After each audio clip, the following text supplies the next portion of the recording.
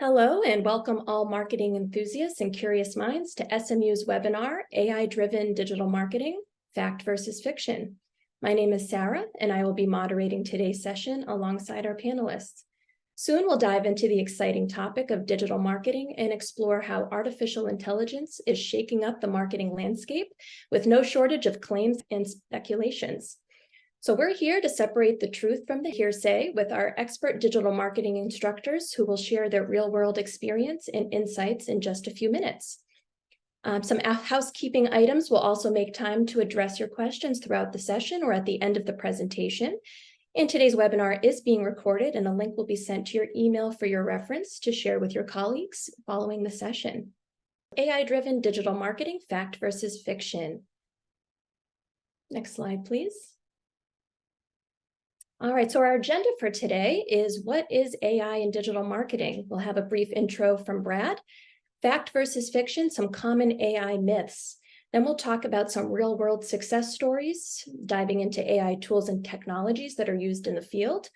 Then we'll wrap up with an SMU program overview and a Q&A session at the very end. Next slide.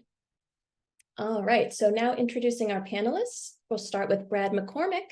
So Brad is the principal at 10 Louder Strategy Consulting and founder of BradTruthWorkshop.com. He has over 24 years of experience helping companies build equity and compete in the digital space. He also teaches digital marketing strategy and performance management at SMU and served as the past president of the DFW chapter of the American Marketing Association. And Rebecca Visconti. Rebecca has over 15 years of experience in analytics and marketing and lives by the motto of data inspires strategy and excels in directing business strategy through AI-driven processes. In her role as VP, Marketing Intelligence at Abelson Taylor, she empowers the organization with data-driven insights, analytical models, and fact-based reporting to inform decision-making for both internal partners and clients. Now, with that introduction, I'll turn it over to Brad to start our discussion for today. Awesome. Thanks, Sarah. Hey, Rebecca. Hey, everyone. Happy Tuesday. Thanks for taking the time out of your day to hear us talk about AI. Hopefully we'll have an exciting conversation. So just big picture, I think everyone knows that the world is always changing. And with that, marketing is always changing. And, you know, if you took a time machine 20 years ago or 30 years ago, before Photoshop, before computers, there were all these jobs in marketing. There's a radiograph, people that would hand draw on the print ads and so forth.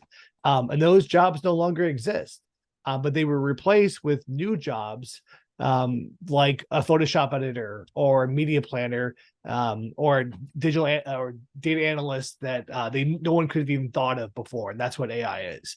I think it's hard to overestimate how much impact AI, in my opinion, is going to have on marketing. I think that there's a saying in business that clients can have it good, they can have it fast, or they can have it cheap. They can only have two. And I think increasingly AI is creating the expectations that in marketing, things are going to be faster, cheaper, and better. And that's the new world that we have to adapt to. And AI, if used properly, can help you and your organization get there. You know, there was I read a study that said that ChatGPT-4 passed the graduate exam for the Wharton School of Business. And so essentially ChatGPT has the analytical power of a grad student from Wharton School of Business. And what's interesting there is if you properly use ChatGPT, imagine if you had a graduate student for the Wharton School of Business at your beck and call to analyze the marketplace, to analyze your customers, to analyze your data. But instead of paying that person six figures, you're essentially paying $20 an hour. I think that's a good way of like setting up how to approach ChatGPT. And the last thing before we hand it over to Rebecca, we've talked is that, you know, ultimately, I think the best way to learn artificial intelligence in marketing is to start using it. So don't be afraid, get out there, experiment, play with it, and see what comes. So I think that's a big introduction. Rebecca, any thoughts on my introductions or any things you want to Yeah, definitely. I think one of the most important things that I try to get through to people is AI is not new in marketing. It's not new. It's been here. I think before we were calling it more machine learning, and it's been deeply embedded into a lot of areas of marketing and digital marketing for at least a decade now. AI itself has gotten a lot of advancement and a lot of publicity since the development of ChatGPT. So I think a lot of people think maybe it is new, Mhm. but it's been here, and it's only going to continue to evolve as features like Chat GPT have been developed. And I love that fact that you shared about the AI passing the graduate degree. Yeah, it's I think crazy. It's insane. that's amazing. That's great. And kind of the way I think of it is that is your college graduate intern who's there to join your team and help you. Now, that college graduate intern does not have the business experience, the context, all Mhm. of that hands on knowledge, cross functional knowledge that we pick up over years of experience. So, one of the things I want to make sure people are not afraid of is it is not coming to take your job. There's only so much, intelligence and sophistication that we are getting out of it today. And my team, my company, everyone that I work with, we really just view it as a tool to help us all do our jobs more effectively and really start to carve out more time to work on the things that we maybe didn't have as much time for in the past. So Mhm. it's become an assistant, not a replacement. And I encourage everyone to really think of it that way. And I totally agree with you, Brad. I think everyone should go out there and pay that $20 a month for at least Chat GPT Plus, so that you can have that latest version, and just really start to test it, see what it can do, and understand how it might complement your skill set and your role. Yeah, and I think one of the two quick points. It's funny in my class at SMU, the digital marketing strategy class, I talk about to start out the class, I talk about imagine if you read every single book on swimming, like you read every manual, every single book and so forth, but you never been in the ocean. And with the moment you actually touch the water, like you feel like scared because you've never done it before. And I think similar with ChatGPT, granted, ChatGPT has all of this intellectual power, but it's never actually been in the business world before. It is that intern. And as you guys know, like in business, whenever you have an intern or someone that's fresh out of college, even they're going to be eager, they're going to be enthusiastic, but they may not have the skill set or the articulation. And it takes work to like actually train an intern. It's not like you just can't delegate. You have to invest time. And I think that's a really good, approach to how to approach AI as well.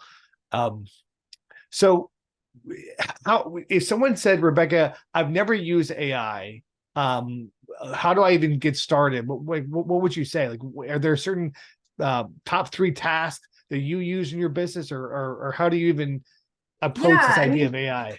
I think some people think maybe they haven't used AI because, again, it wasn't called that previously. There's been tools out there that we've been using in the especially the digital marketing or digital space for years. One of them, for example, is your any display programmatic display platform. It's Mhm. using machine learning to determine when, where, and to whom to render a display ad. That is AI. So if you've been working with the display channel as just one example, you've Yeah. been using AI, you just may not have put that name to it. So, Or if you've ever done a Google search, I mean, right, isn't that it? right. Yeah. Yeah. Yeah. So So I think it's important for everyone to start to explore the channels that they maybe have been working in the marketing space, or the channels that they're interested in working in if you're newer into the industry, and explore how AI has been already put to use in those channels. mhm. It exists in email, in display, in segmentation building, in content creation. It's been doing that, for quite some time, and in varying levels of sophistication, of course. But explore what is already happening first, just so you know what that foundational, like how it's already been established and ingrained, and then start to explore what are some of the new and upcoming areas of development. Like, one of the areas that my team's really looking at are some of the, quantum computing capabilities. I'm very much of a data focused person in my role. So we can work with some really large data sets sometimes. And so we're starting to explore how can AI help us analyze some larger data sets. So, and we're just really starting to test that. We're exploring it and playing around with what those outputs can be, because I don't want to just go, full throttle into it and trust everything that the AI tells me. I need to really test out what its capabilities are first. Boy, I want to go back, and something I read or something that I've been using is, in some ways AI is a intern, but one of the hacks is you can actually ask AI to help you ask it. So I think one of the big misconceptions, I think AI is like, oh, you just go in, you type one request and it just spits out brilliance. And that's a huge myth. And, there's that saying, if you, crap in, crap out. So, the feedback you get from AI is only as good as the prompts you get it. Yes. And so I've actually been experimenting where I will tell ChatGPT whatever marketing task or whatever thing I'm trying to do, and then I will ask it to ask me questions about that task and about my said client or whatnot, so it can better fulfill the task. And I think that's an idea that, like, I approach Chat GPT as a person and having a conversation. So, like, imagine if you had an intern and you say, hey, intern, I want you to do this task. Now, intern, I want you to ask me 10 questions about the task. They'll help you complete it. I think that's a very different way, a different way of like treating interns. That's worked really, really well for me. And it's just like taking a more of a dialogue approach to AI and treating it like, a real person that you would have a conversation with. Oh, I love that. I think that's a really good call out, because you're exactly right. We've seen very quickly when we started playing around with it that depending on how we phrased the question, it had a big impact on the results that we would get out. And we learned pretty quickly, that the more detail we could provide, the better. But love, ask me the questions. I think that's really that's key in kind of leveling up the capabilities there for sure. I like that. You were saying earlier some really fancy terms about data analytics and so forth, and a bunch of stuff. What would you say to someone that's on this webinar that hears you speak and they're like, I don't even understand that stuff, let alone AI? And should they feel intimidating? Should they feel excited? Like, what's your thoughts there? Yeah, I mean, we have some of our junior team members, who aren't super experienced in this industry, just pull some data. And a common platform that we use in this industry is Google Analytics. Most people have a little bit of experience, or it's a fairly easy tool to get up to speed on and be able to pull some basic reporting out. But pull some reports over a really long time period and just see what ChatGPT can tell you about that set of data that would take you potentially, several hours or more to kind of comb through and figure out if there's any big trends or any anomalies in the data set. So I think that's from a data perspective, that's a starting point. Is just take a report, an extraction, an Excel file with a bunch of data in it that maybe you don't particularly want to have to comb through yourself, or maybe you're not sure you fully understand all of the data.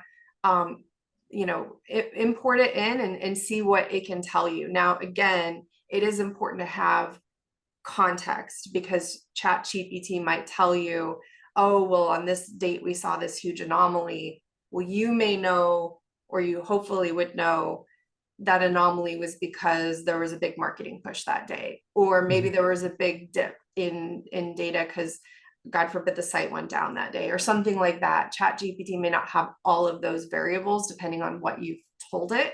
But just, playing with data, start with small data sets if that makes you more comfortable, and build up from there. That's, that's really where I think we've gotten some of that hands-on learning and experience with the tool. Yeah, in data, it's funny because I tell my class, if we didn't call it digital marketing, we would call it data marketing. So data is very, very fundamental to digital marketing. But as you guys know, in data, oftentimes your Excel spreadsheets may not be formatted correctly, or you may realize that the columns don't match up with the rows. And so there's this whole notion of data cleansing. Yes. I've actually uploaded stuff into, databases into ChatGPT, and it'll call out issues with the data and he'll actually fix it for me. So this is like another thing, like, you can ask the intern. So imagine an intern that's like an expert at Excel. And so you could say, hey, not only do I want you to analyze the data, but first cleanse the data and standardize the data. And it's mind blowing what it can do. Not only analyze it, but clean the data. Check its work. But check its work. We're not going to go to hallucinations just yet. Let me see. There's a hack. I don't know if everyone knows this. I didn't know. I'm going off script here. Never mind. Okay, I was going to share my screen. One, I think, hack is these custom settings you can do. So what's interesting too is the AI can take on different personas.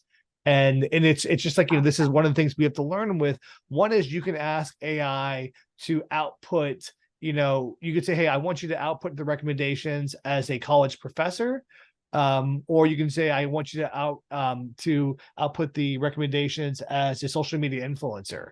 And it'll be two very different approaches to how it writes the content, especially with copy and so forth.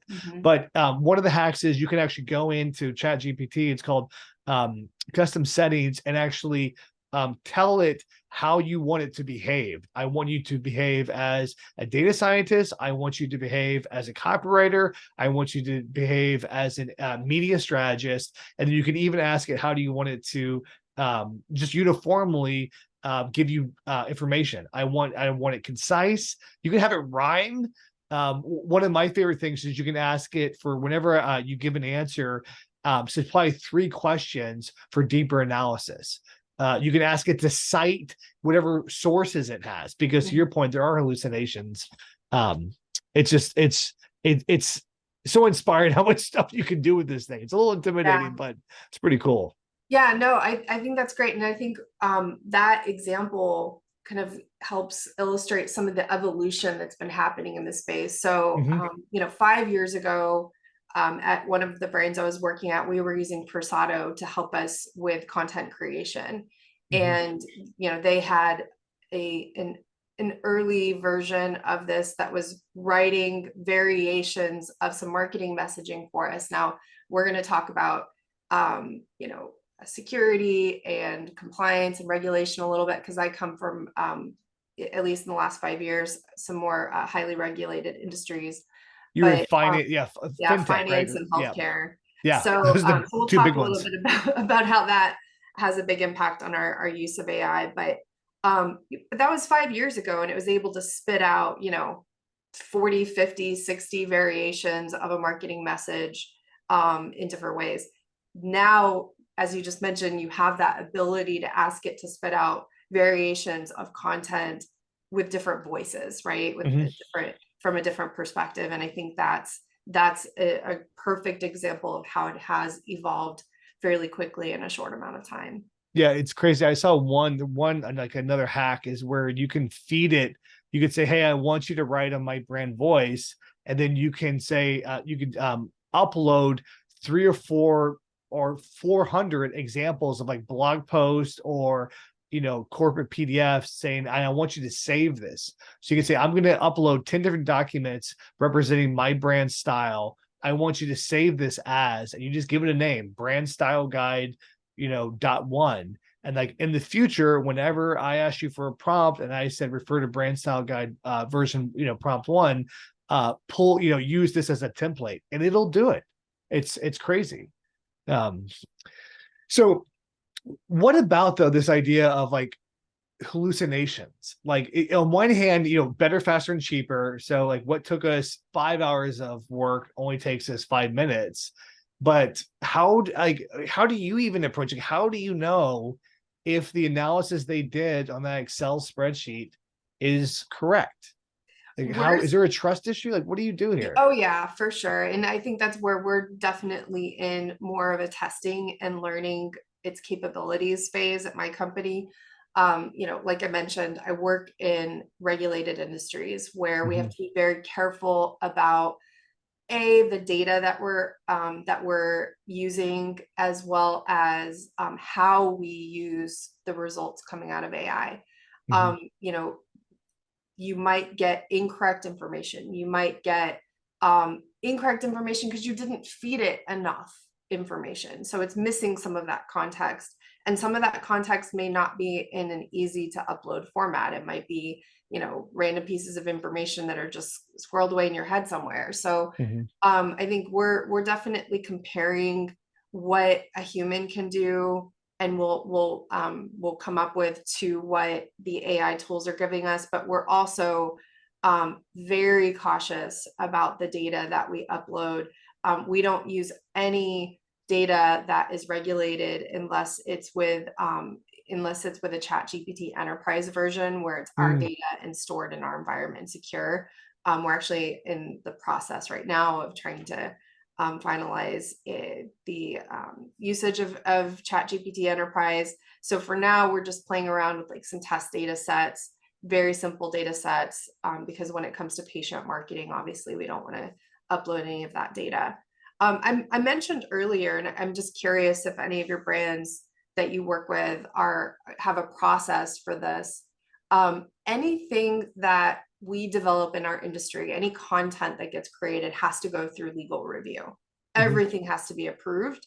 And so while we want AI to help us move faster, you mentioned the faster, Better, um, faster, cheaper. Yeah, better, yeah. faster, cheaper. We still have that piece of the process that can't speed up. Mhm. So while we may be able to spit out some content faster, it still has to go through legal review. So it's not going to get Mhm. to market necessarily much faster. Same with any creative. I know our creative teams are really starting to utilize some of the AI creative functionality these days. Again, this is an area that it's really evolved in the last year. Are you finding that, or are you really able? I'm just wondering if in other industries, if they're really able to like crank this stuff out a lot faster because they don't have that part of the process. Yeah, I mean, unfortunately, Rebecca, non-highly regulated industries have a bit more leeway than regulated industries. But to answer your question, yeah, I mean, I think the adoption of AI and how widespread it is pretty remarkable. Mhm. And one of the things about the SMU digital marketing program is like we teach the fundamentals, and one of the fundamentals is like, how does marketing work get done?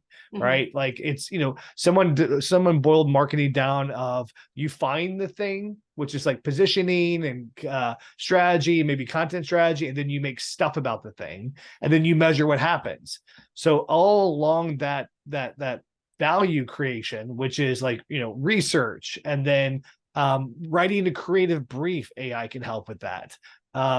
Ideation, copywriting, and so forth, every single step of the way. And I think, one of the challenges for organizations is if you want to, and there's a leap of faith here, if every single one of those steps has to have some type of review, then it's no longer good, fast, and cheap. Right. And it's like we're giving more and more autonomy, but to answer your question, like there's everything from I mean, just some basic hacks is you can ask from a research standpoint, just ask them, give me the big trends in this industry, give me the 3 top competitors of my company, give me their features, products, and benefits. You can ask it to spit out a feature table of all the value propositions, or analyze the top 5 tweets that this company has done. A big thing is like, export all of your social data, export your media data, export comments on a YouTube video, and ask it to analyze it, and so forth. It's also interesting. One of the criticisms of AI is that the responses are very generic.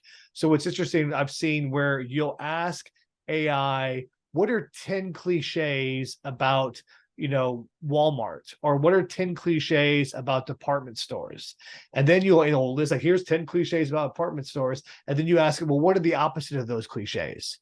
And that's where you start hacking, so what are the cliches? What are the opposite of the cliches? They'll give you the opposite of the cliche. So it's like a mirror vision of the culture. And then you could say, well, what would, I don't know, Beyonce, how would Beyonce write a song about the opposite of these 10 cliches? And right. But it's like where you're in a room brainstorming with this really enthusiastic, imagine me asking my Wharton MBA, hey, what's the opposite of 10 cliches about the department stores, and write 5 songs that Beyonce would, but that's what you can use AI for. And like stuff like that, I don't think you need legal review.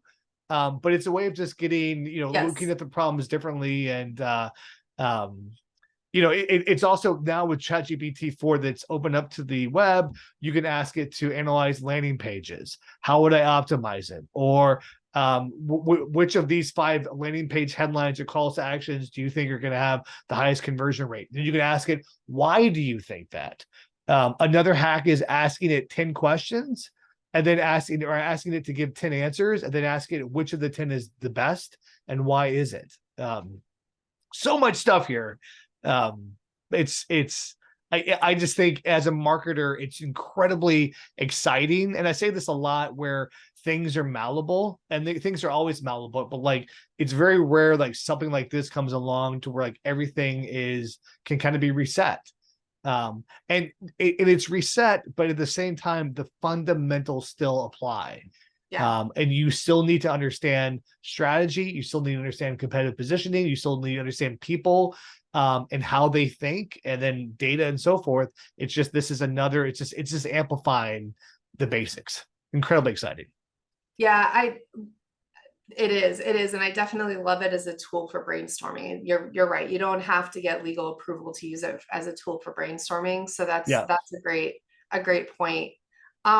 One thing I did want to mention too, before I forget, because it's on my mind now. Someone was asking me recently, they said Facebook reached out and was trying to market this new product that they have, and it was a very AI driven product. And we were asking, okay, well, how did they describe it? And they described it as exactly what they've been already doing within Meta, and like the intelligence there. And so I kind of talked to a couple of colleagues that are more focused on social media strategy and work very heavily in those platforms. And I was like, is this new version of Meta that they're trying to upsell, is it any different than it was before? And they said, no, under the covers, it's the exact same thing. And it's just Meta trying to leverage some of the excitement over AI in the marketplace right now. So just to level set, and, I try to give my students in the classroom, like, here's the reality. There's a lot of MarTech out there, a lot. You're going to be bombarded by vendors at times trying to sell you on their products and services and their bells and whistles. In a lot of cases, when you do have a feature or, development in industry that's gotten really a lot of excitement behind it, there will be companies who will try to, take advantage of that and sell, not in necessarily, an undermining way or an intentional, a malicious way, but they try to ride the coattails of that excitement and upsell you. So just be very, thoughtful about, how much of that hype you necessarily believe from vendors right now. I think there's definitely areas that are developing around, some of the content creation, the artistic elements, copyright and stuff. Exactly. Yeah. But anything that's around like segmentation, personalization, lookalike audiences, things like that.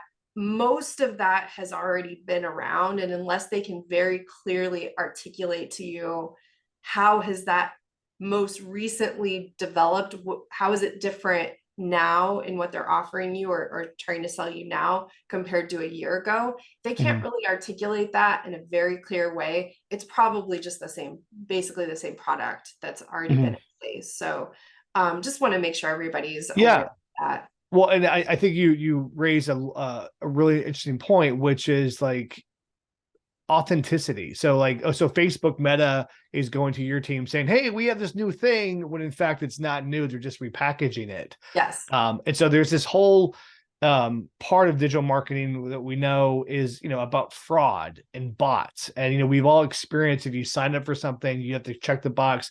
Am I a human? Or you should do like count the dogs and the fire hydrants and so forth, because there's fraud. And there's like, whenever there's a new technology or there's a new, things are malleable, it's both good and bad. And this is all the more reason why, we need smart marketers that are skilled in the fundamentals to participate in marketing, because there are a lot of people that are trying to game the system. And obviously with just AI creating content, I think that the it's unclear whether or not Google will give 100% authority to AI generate content. Initially, they said we're not going to give it authority. Then they said they are, and it depends. But this notion of authenticity. So, for instance, when I see a 5-star review, how do I know if those reviews are real? And conversely, if I see a 1-star review, and how does a brand build equity in this space where even video testimonials, we don't know if those are real or not. This is a whole brand new way of going to market, which again requires, we need human beings that understand the fundamentals and the AI to navigate our economy through this like really exciting but also kind of dangerous world of what is authentically true about brands that we see in the marketplace. Yeah, I think both as consumers, it's important to be aware of that. And then as marketers, it's important to understand how we can continue to ensure that our brand comes across as authentic and isn't leveraging AI in ways that diminish that. Absolutely. I think that's super critical. Yeah. The other thing is that as we, I guess, delegate more and more work to AI, on one hand, it should, free up our time. But like, there's also, like, let's not forget, you still need people. Like there is still, and I tell my class, marketing is one of the most cross-discipline heavy occupations you can have, because you've got creatives, you have developers, you have analysts, you have strategists, you have all these people coming from different subject expertise working together and collaborate. And like, AI is not very good at how, getting your team to run better. And as we move faster, as we do more stuff, the opportunities for lack of collaboration or people butting heads are only going to increase. And so that's why it's even more important, once again, to have marketers, leaders that understand how does all of it fit together, and how can we run our teams better, faster, and smarter. And a lot of that used to be called soft skills. So if a hard skill is how to read a media sheet, a soft skill would be like how to present that media sheet to the C-suite. But increasingly, soft skills about managing team dynamics, diffusing tense conversations, making people feel a sense of ownership and empowerment at an organization. I think those are increasingly going to become really important marketing skills that we're formally going to say that's part of marketing. So team human, if you will, needs a lot of really smart humans that understand how to get people to use these tools, but also work better together as a team. Absolutely. No, I couldn't agree with you more. And it's interesting in my field, especially, analysts have a tendency to be more of those introverts.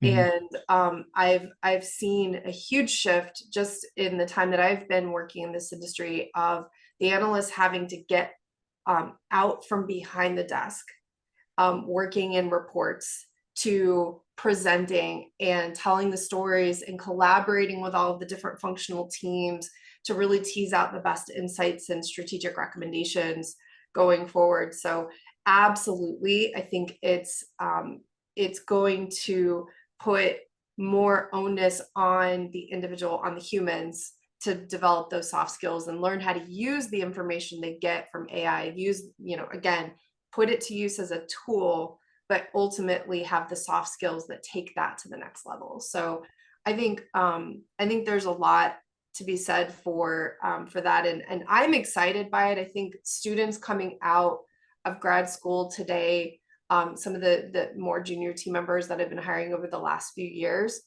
I don't think this is a surprise to them. If I this being what, AI, or what do you mean this? The fact that they need to have those soft skills. I think 10 years ago when I saw people enter this field, they were more wary of having to get up and present and put those human skills to work. And I think now students I've seen coming out of colleges today, I think that there's no question about that. They understand that that's an asset that they have. I think that's a level up that they know that they have, and they expect that they're going to be using technology and tools to help them more on that behind the desk piece. And yeah, I think our culture is shifting to accommodate for that expectation. Do you think, post COVID, there's a lot of American downtowns are empty because people work virtually? Do you think this virtual work situation is AI going to make it better? Is it going to make it worse? Is it going to have any difference? Like these virtual teams, and we're all dispersed in our own little, home offices. I'm not going to name any names, but I know someone who pays an AI tool to attend meetings for him that he can't attend and take notes, and then give him a summary at the end of the meetings he's unable to attend. And I think that's only possible, or it's more possible in virtual meeting environments, because you can just have the AI forward the invite to the AI tool, and then it attends. So sorry, when you asked that question, it made me laugh, because the first time I saw the AI in a meeting and not this person, I was very, very surprised. And it's not anyway. So no, I think AI probably in the virtual work environment, maybe just because that use case I just cited, maybe it'll actually be something people use more often. I think my experience is, because I do go into the office sometimes, when we're in the office, we are interacting more as humans, and getting back to that more of that, I'm going to call it old school, because I'm getting up there in age. More the old school way dynamic of working. Whereas when I'm sitting at home virtually, doing my job, that's where I'm more likely to lean on those types of tools when I don't have, those face-to-face meetings popping up as often. So I think probably yes, to answer your question. What do you think? I mean, have you found that do you think you're utilizing tools like that more in a virtual environment? Yeah, I definitely think. So I don't know what the impact it's going to have in virtual work. I think that, a quick side note: there's a AI app that can emulate eye contact.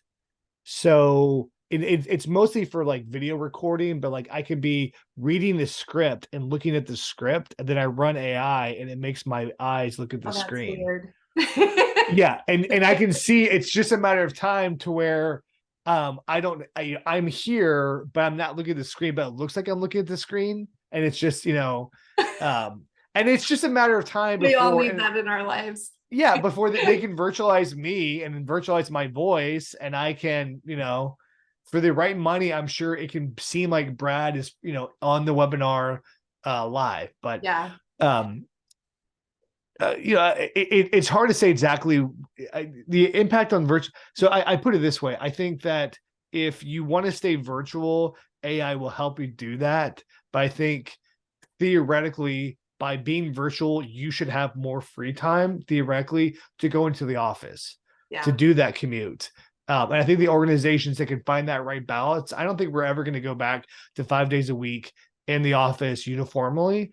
But I think if there's a way of using AI to free up people's times so we can like be physically together, and hey, let AI analyze the spreadsheets while you guys go do a team building event in person. I think that's it's that balance. And I think that's how you're going to win, because at the end of the day, it's how good your team works together is the main reason that you win. Agreed. we're running low on time, and there's one question I wanted to ask you, because there's a Yeah. topic that I didn't think we covered. Are you worried, because I've read quite a bit about this, and again, I work in regulated industries. Are you worried at all about the bias that can come out of AI decisioning? Demographic bias in particular is what I think I'm referring to here. How are you kind of handling that or planning for that? I think yeah, I think bias is unavoidable in the sense of, the people that, I mean, look, everyone that wrote these AI programs are upper middle class college graduates from America. Like that, and that alone, there's bias. I think it's really great that we're recognizing it, and we need to take pains. So it's interesting too, because the more people that use AI, you're essentially teaching it. And so if we can say, well, like, give me the perspectives of, write this as if you were this person, and then critique that and so forth. Yeah, I think bias. So I think bias is 100% real. It needs to be addressed. I think there's also probably something larger where, like, we're creating new ways of talking about things, because AI is hopefully, I mean, ideally, and I'm not an expert here, I don't know, automatically water it down, but if more people from more diverse backgrounds use AI, I think it's going to make AI less biased. And AI just can't be like all of the big, McKinsey and all the big agencies and so forth. They're all using AI, but it's like these smaller people that may not be in the big marketing machine. They need to be using AI as well. So I think the more people from more diverse backgrounds that can start using this stuff and see AI as their tool, I think that I hope the less bias we're going to have. Yeah, I think I've been working in the more regulated industries in the last 5-6 years. One of the things that we know we have to do is we have to explicitly tell the AI not to take certain attributes into consideration. So build out audiences, but you can't take age or gender or income levels into consideration if it's the finance industry, like mortgage industry, for example. In healthcare, when you're doing patient marketing, you have to be very careful about bias as well, depending on what the product is. So just be aware of that. If you're working in industries where bias is a concern or a consideration, you have to make sure you cover off on clearly explaining to your AI what it can and can't take into consideration when developing that kind of targeting. Yeah, I think that's great. And just that's why, we need people from diverse backgrounds to teach that it is being biased. Because when sometimes, like, so there's this idea that, like, you could give AI a piece of legislation from Congress and say, show me all of the kickbacks and all of the corruption and so forth. But right, which is great. Or look at this legal document, but they're still comparing it to some standard. Yeah. It's like, what is that? When we ask it, find the bias in this ad copy, what standard are they using to compare it to? And so even there, like, we need to teach it. It's almost like there needs to be like a constitution of, like, non-bias. Like, this is how to treat people. This is how to judge people's attributes. It's less demographic. It's more psychographic or whatnot.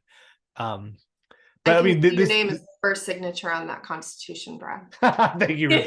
But this is all the more reasons that we need people to take time to, like, get up to speed and gain confidence about marketing and what's happening, and help us, fight these battles and make sure that we're using these tools, properly. Because, like, if we don't use these tools are going to use us, man. Yeah, get on the train and just start learning for sure. Do we? So we're at the 15-minute mark. Do we keep on talking, Sarah? Look at that, amazing time. Yeah, I was going to say, this is a great discussion. I think if y'all are good now, we can kind of turn the page to just some brief SMU CAPE program information, and then we can get to the Q&A with our audience and have an engaging Q&A back and forth. Sounds good. Awesome. Perfect. So as you can see, just from our discussion here, at the forefront of SMU's digital marketing program, we have some really talented instructors whose expertise and really dynamic teaching styles and foster an inclusive learning experience for all of our inspiring marketers.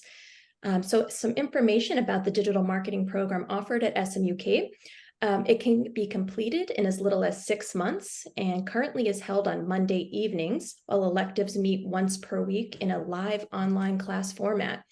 We have 3 required courses and 3 electives to complete this certificate, and students should plan on spending an additional 2 to 3 hours or so a week working on course materials. Program schedule. So for those who are interested in learning more about registering and putting those techniques into practice, our digital marketing certificate program is held about 2 times a year, and that's usually every January and September. So the upcoming start date for the next session is January 29th. Priority tuition is listed there at $3,995, but if you enroll 2 weeks prior to the start date, you do get a tuition discount. And you're certainly welcome to visit our website at smu.edu/digital marketing to learn more and explore your options. And if you have questions pertaining to the program itself or just the enrollment process, our admissions specialists are certainly happy to help and can be contacted at the information displayed on the screen, email, phone number, and there is also live chat on the website. All right, so that now brings us to our final Q&A to kind of close out our session today. And just as a reminder to our attendees, you may ask any topical or program-related questions to our panelists at this time, and you can submit your questions in the Q&A tab at the bottom of your screen. And we did have one question that came in here. Let me just pull it up. From Ashley. So Ashley is saying to you, Brad, I love how you threw in Beyonce. I'm looking to transition careers. What type of job can I obtain with an AI digital marketing certificate? Hey, Ashley. That's a very good question. I think you can obtain a job in marketing. I mean, there's the really good thing about the program is that it gives you a survey of digital marketing. So digital marketing, as you can probably guess, is pretty broad. It's like saying, I want to get a degree in medicine. So, okay, you want to get a degree in medicine? Do you want to be a doctor? Do you want to be an anesthesiologist and so forth? So the program really is designed to give you an introduction into digital marketing overall, but then allow you to really focus on. So I'd answer your question that like it's going to prepare you to get a job that you're best suited for. I mean, there's some people that gravitate toward the analytics side of digital marketing, like Rebecca. There's some people that gravitate more to the creative side, hence Beyonce reference. There's some people that gravitate toward the strategic side, and the program is designed to kind of give you those signals and to prepare you, to show you, like, let your curiosity lead yourself. So I think you can get the best type of job that is best suited for you in I marketing. completely agree with that. And also, it kind of ties back to something I think that you'd said earlier, Brad, was that the marketing industry, most of us have to cross-functionally collaborate heavily. So, we're working with creative people, with marketing execution teams, with the strategists, with the UX people. I mean, there's a plethora of roles that kind of go across the digital marketing space. And when you come out of the program, I think you understand at a foundational level what all of those areas mean and what they are.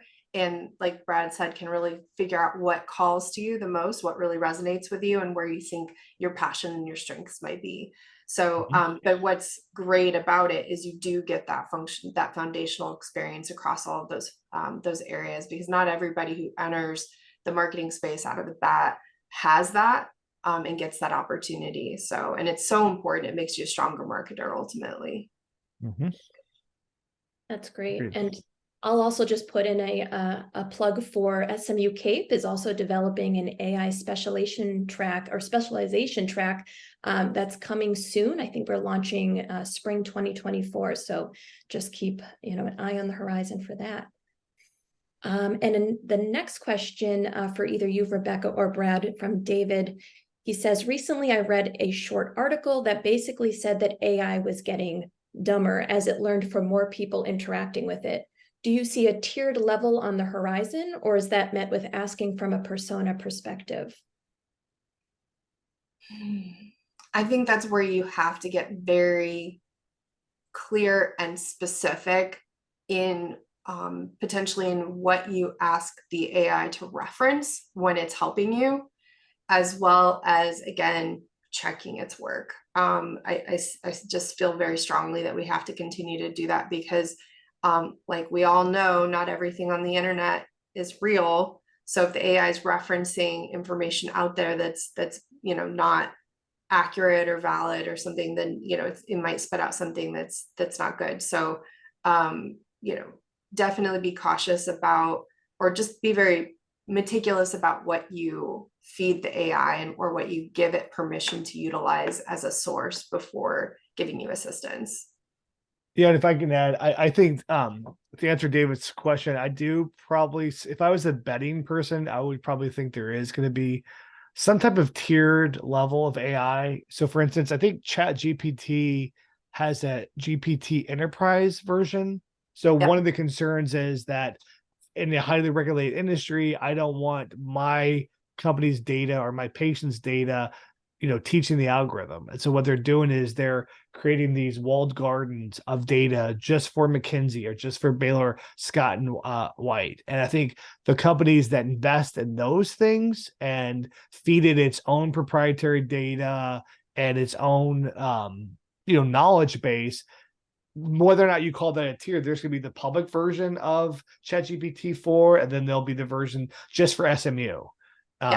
And like, if you want access to the SMU version, you're going to have to pay a fee and actually feed to SMU. It's very similar to like, University of Chicago has a certain approach to economics, and Rice University has or SMU has a very different approach to economics. And so you could see them taking their school of thought and training the AI. So yeah, I think it's going to be tiered, some form of segmentation. Yeah, completely agree. But I would also say the biggest segmentation is going to be those that use AI and those that don't. That's going to be the biggest one. Awesome. Thank you for your answers. Next question is, what are your thoughts on AI-generated art with use in digital marketing campaigns? For either one of you.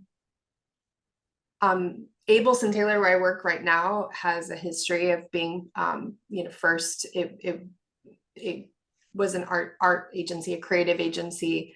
Our teams are absolutely exploring and leveraging AI for art already. That we've run some internal contests within the company. I personally haven't seen any major concerns expressed by anyone on our creative teams. I think I've seen a lot of excitement on how it can actually help them, enhance their work. And so again, they're thinking of it as a tool. Now, of course, there's some basic art things like logos. I've seen a lot of people express frustrations in that area, but when it comes to the more sophisticated creative development, I think our teams are happy and excited about what they're able to accomplish using AI as a tool. Awesome, thank you. Right, next question here. How does the digital marketing certificate program at SMU integrate these AI technologies and concepts you speak of into its curriculum?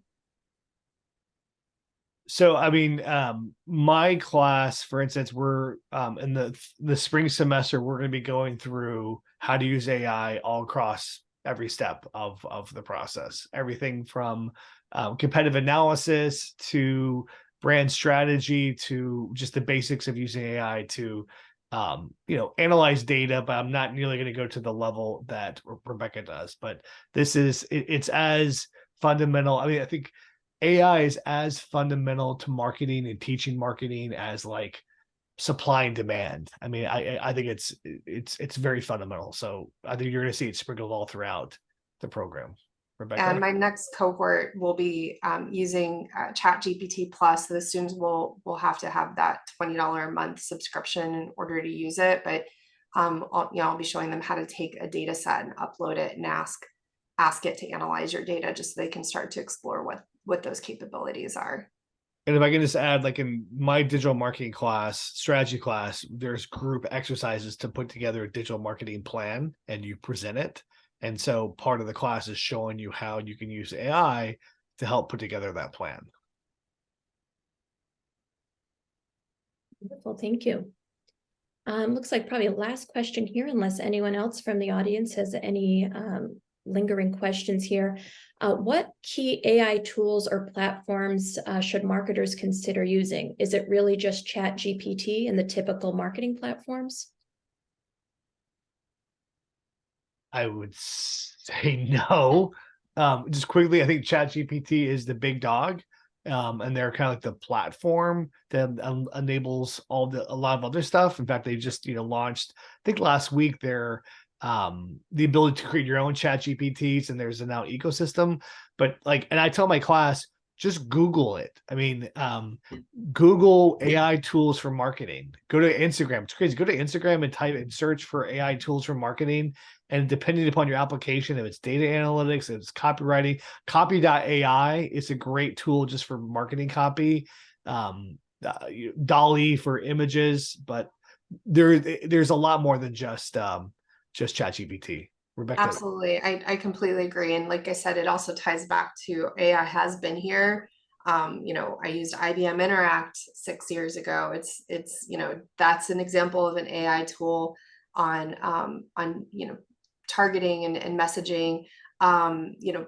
Every marketing platform that is a big name out there has a version of AI already built into it. So chances are if you're working in marketing, you're already using a lot of these tools. But yeah, if you go in, to Brad's point, and Google AI tools for marketing, be as specific as you can about what you're looking for, because there are hundreds out there. Yeah. So you can basically find anything that you might be looking for to support a specific function or task in your role. Wonderful, thank you. And actually, it looks like last question coming in.